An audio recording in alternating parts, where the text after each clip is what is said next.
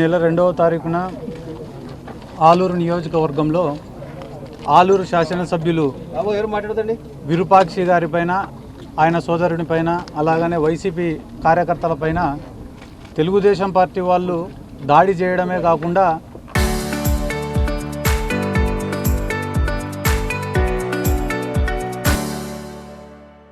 తిరిగి మళ్ళీ వాళ్ళపైనే attempt murder కేసులు పెట్టి ఈరోజు విరూపాక్షి గారిని, శాసనసభ్యుల్ని అరెస్ట్ చేయడం జరిగింది.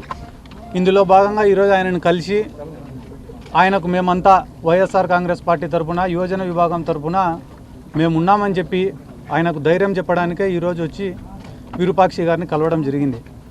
ఒక బాధాకరమైన సంఘటన ఏమ్రా అంటే, గడిచిన 2-2.5 సంవత్సరాలుగా ఈ రెడ్ బుక్ రాజ్యాంగంలో దాడులు వాళ్ళే చేస్తున్నారు, మళ్ళీ తిరిగి కేసులు పెడుతున్నారు. చిన్న చిన్న వాటి నుంచి పెద్దదాని వరకు అమాయకులను ఇబ్బందికి గురి చేస్తూనే ఉన్నారు.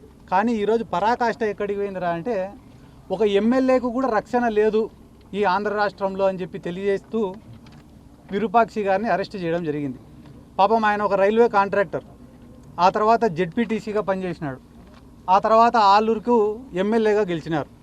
తెలుగుదేశం పార్టీ వాళ్ళు దాదాపుగా ఆలూరు నియోజకవర్గంలో గెలిచి ఇప్పటికి 30 ఏళ్ళు దాటిపోయింది నాకు తెలిసి. వాళ్లకు గతి లేదు, ఆ ఆలూరు నియోజకవర్గంలో గెలిచే ప్రసక్తి లేదు. రేపు స్థానిక సంస్థల ఎన్నికలు జరిగినా కూడా వాళ్ళకి ఎటువంటి ఉపయోగం లేదని తెలుసుకొని మొన్ననే చంద్రబాబు నాయుడు గారు వచ్చినారు అడిగి.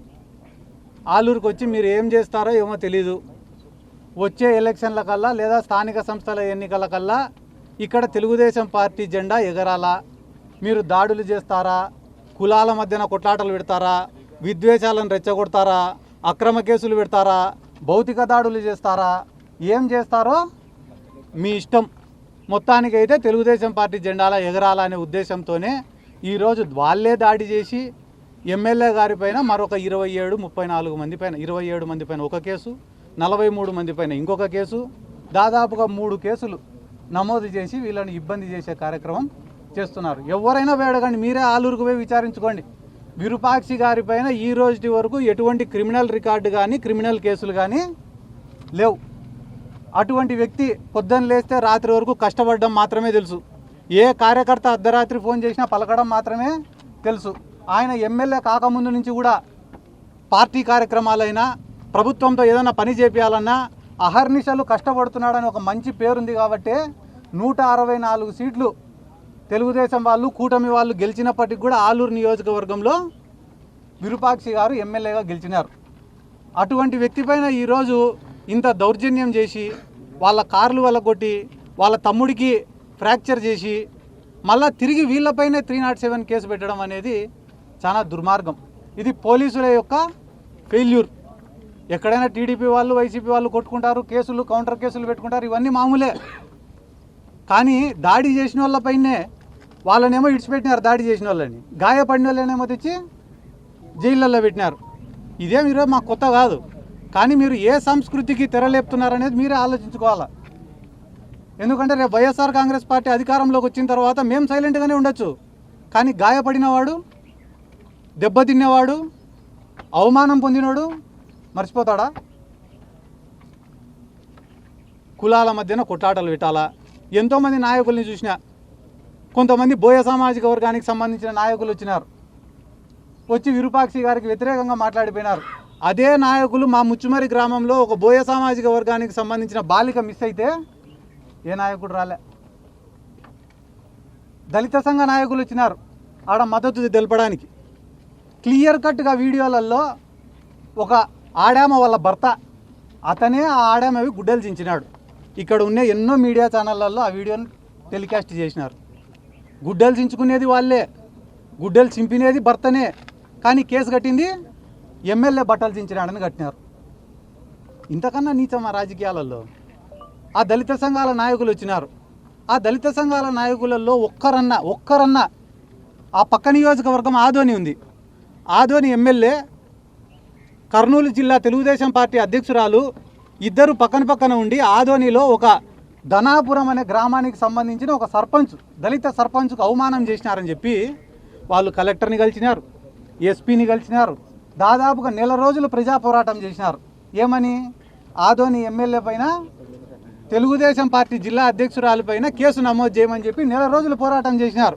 ఆ రోజు ఎవరైతే ఈ దళిత సంఘ నాయకులు, దళిత తెలుగుదేశం పార్టీ నాయకులు ఉన్నారో వాళ్ళు ఒక్కరైనా స్పందించినారా? స్పందించలే.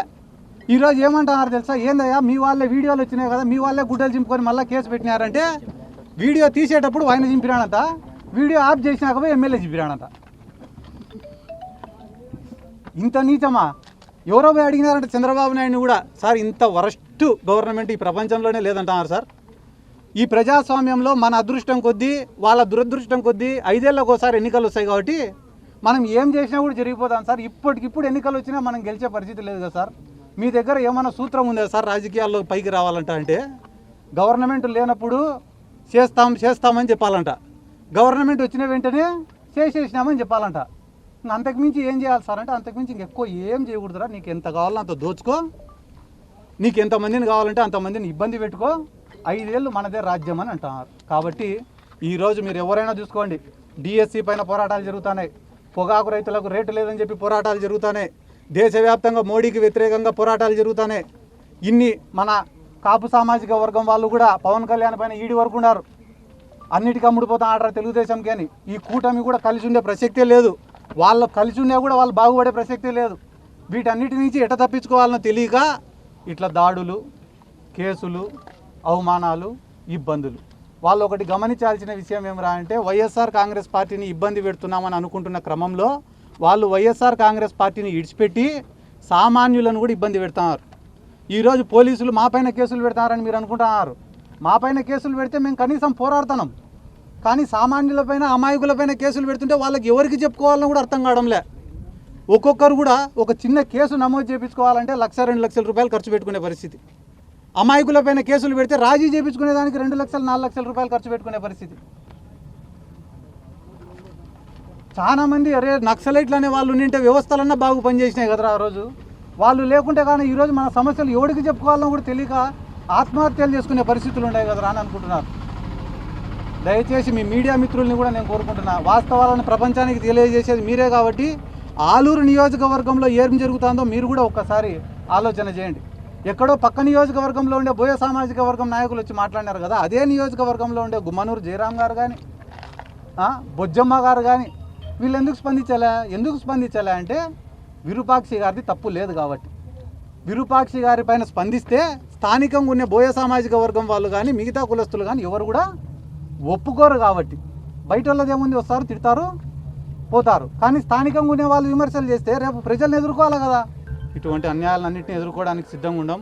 ఖచ్చితంగా రానున్న రోజులలో నేను చెప్పే మాట కాదు, ఎవరెవరైతే నిలుగుతున్నారో వాళ్ళకందరికీ చెప్తానా, 2 ఏళ్ళు మీ ఇష్టం, ఇంకా ఎన్ని కేసులు పెట్టుకుంటారో ఎన్ని దాడులు చేసుకుంటారో 2 ఏళ్ళు చేసుకోండి. కానీ అన్యాయంగా టీడీపీ వాళ్ళకన్నా ముఖ్యంగా అన్యాయంగా కేసులు పెట్టిన ఆఫీసర్లను మాత్రం, వైఎస్ఆర్ కాంగ్రెస్ పార్టీ కార్యకర్తలను సామాన్య ప్రజలను ఎవరైతే అవమానపరుస్తున్నారో, అసభ్య పదజాలంతో మాట్లాడుతున్నారో, స్టేషన్కు పోవాలంటే కూడా భయానకరమైన వాతావరణాన్ని మీరు సృష్టిస్తున్నారు. అటువంటి అధికారులకు చాలా సూటిగా స్పష్టంగా చెప్తున్నాం, మీరు ఖచ్చితంగా ఎంక్వైరీలు ఫేస్ చేయాల్సిందే. ఏ రకంగా అయితే ఈరోజు మేము కేసులు అనుభవిస్తున్నామో మీ పైన సస్పెన్షన్లు ట్రాన్స్ఫర్లు అని అనుకుంటారేమో, అది కానే కాదు. మీరు కూడా ఖచ్చితంగా కేసులు ఫేస్ చేయాల్సిందే, ఈ జైలును చూడాల్సిందే అని కూడా ఈ సందర్భంగా తెలియజేసుకుంటూ సెలవు.